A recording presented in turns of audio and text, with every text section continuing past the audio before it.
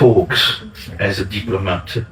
In which way your experience, the success of the East Timorese experience, can help other countries to other place of war and fighting to recover and to find peace and reconciliation? Well, leadership is important. Leadership that is wise, very intelligent, that deliver to the people,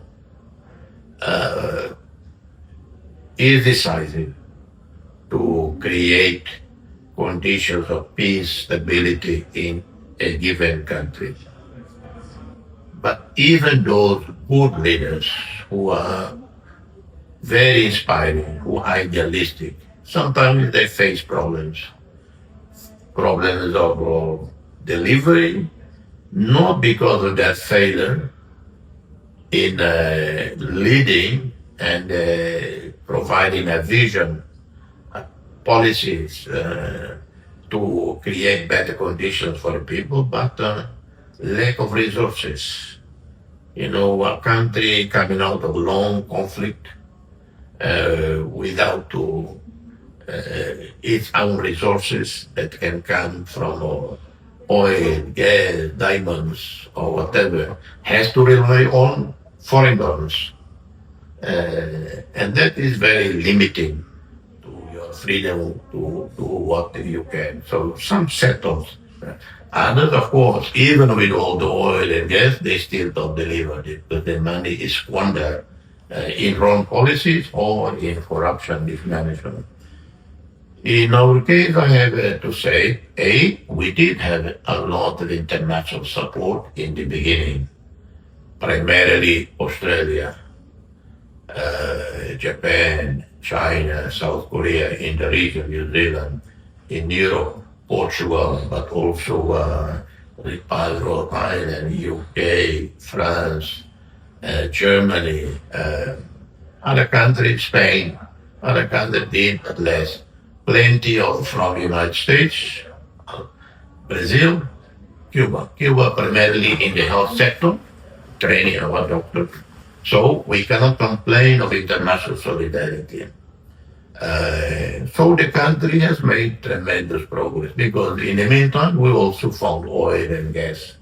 Not huge, but enough to make us have a liquidity. We don't have a big foreign debt. Our debt is less than 14%, or a bit over 14% of our GDP, and none out to commercial banks. Our debt is only to Asian Development Bank, to World Bank, at concessionary loan, and very small. We could pay off with our sovereign fund.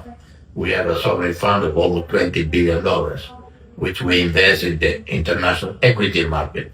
We paid us the last 10 years 8% a year, a very good investment return.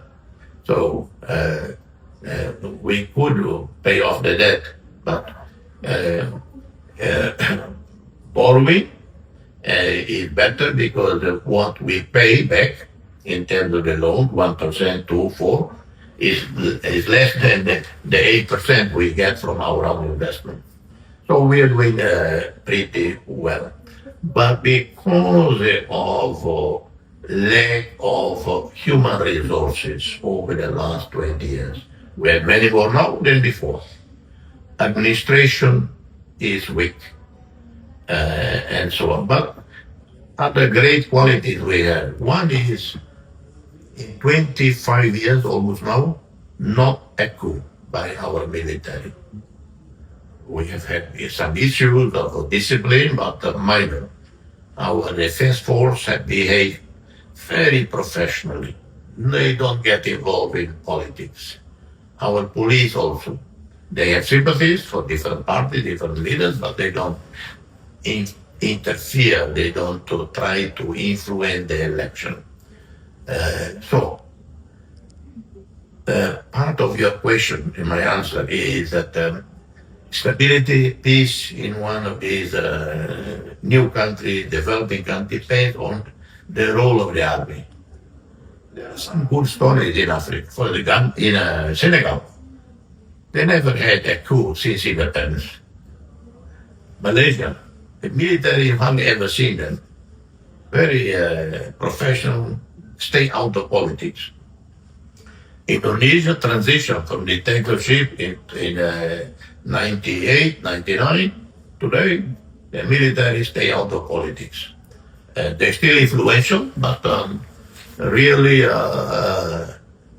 Indonesia has made a remarkable transition to democracy. Philippines, from the past, plenty of good, transition very well to democracy. The military no longer holds any fear to anyone in the country. So the role of the army elite, the army leadership is very important in these countries. They actually depend on them the survival of democracy, so that they themselves don't fall into the temptation by demagogues of the left or of the right, try to manipulate the army to intervene. In our case, we are happy, we are pleased, we are proud of our defense force and of our police. Our army hardly ever commit any human rights violation. Very few isolated cases, one individual. Police is the same.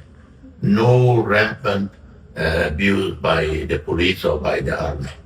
When there are some instances when something happened, the whole media, the whole society attack, criticize whoever did the problem.